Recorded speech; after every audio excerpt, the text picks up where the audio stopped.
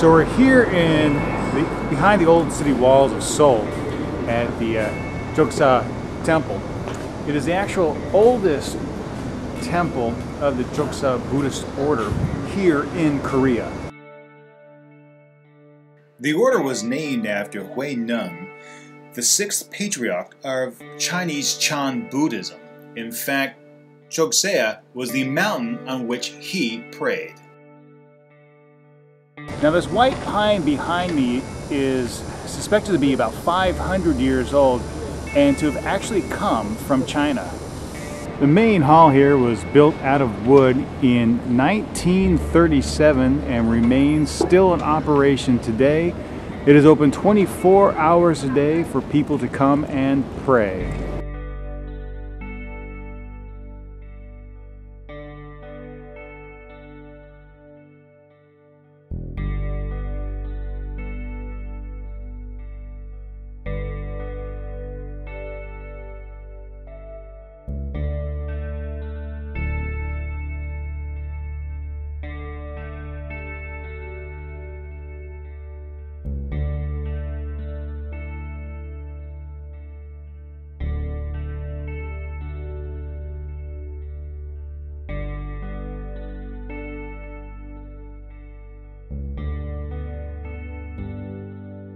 Now surrounding the temple walls on the side are various pictograms of Buddha's life throughout his age.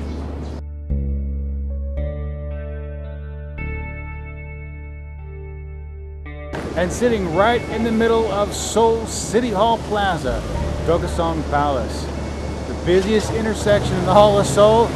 Let's go take a look.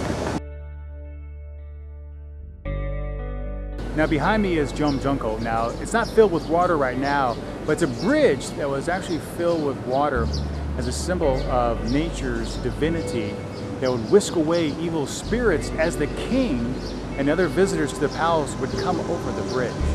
Now the palace was originally constructed in 1454 by Deoksugung, and it's probably most famously known for its stone roads that go throughout the palace grounds.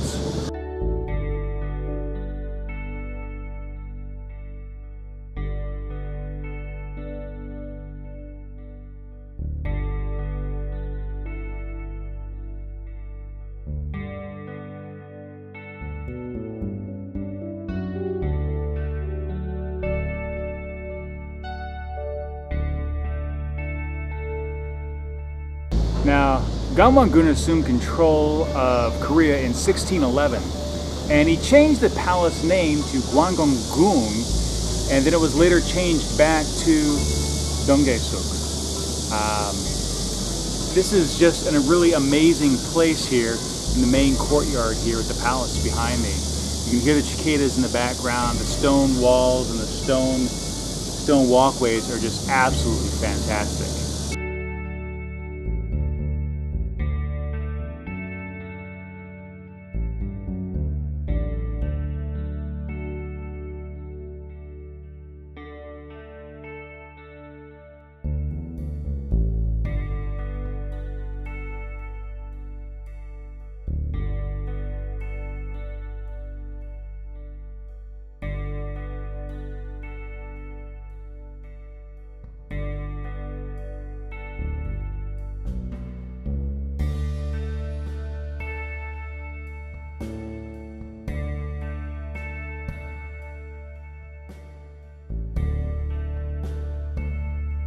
Now, even though you can see that a lot of restoration work has been done here at the palace, you can still smell a lot of wood, and that makes it really interesting because in all my travels through the various Native American ruins in the American Southwest, you never really had that wood smell. And when you look at these places behind me, you can actually see some of the rot, some of the restoration work that's still being done, and it just makes it that much more special.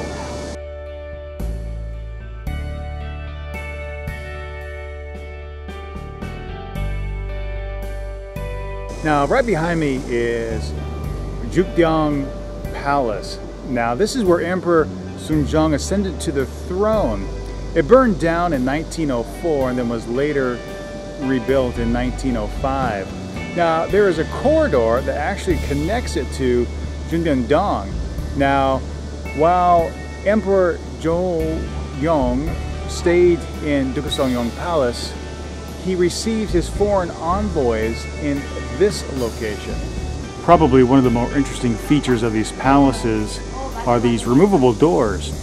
As you can see here in the up position, they're completely out of the way, allowing cool breezes to flow in the summer. But in the wintertime, they would fall down and be locked in place to keep heat inside.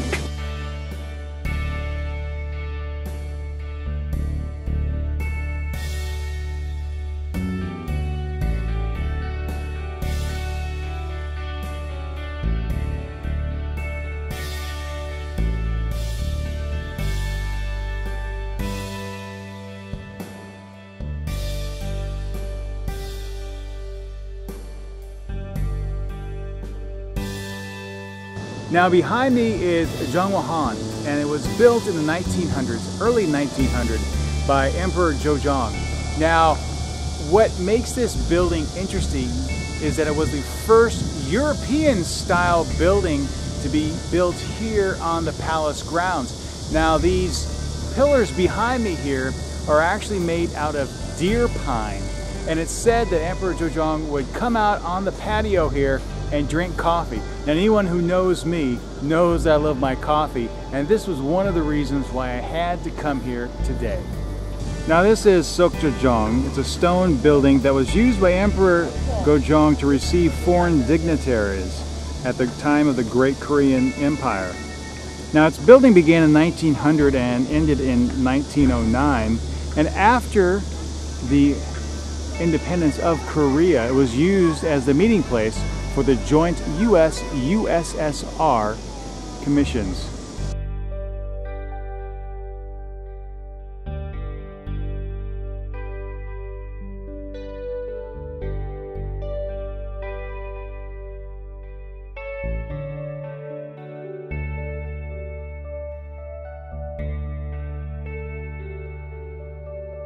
So this is Boroga Jeongunru. I butchered that. But anyway, this is a standard water clock that was used during the Joseon dynasty. And it was devised to strike a bell at a certain hour automatically. It was first made in 1434 during the reign of King Sejong. King Zhengzong had it improved in 1536, and it's actually a precious scientific and cultural asset of Korea. In fact, this water clock happens to be the oldest in the world.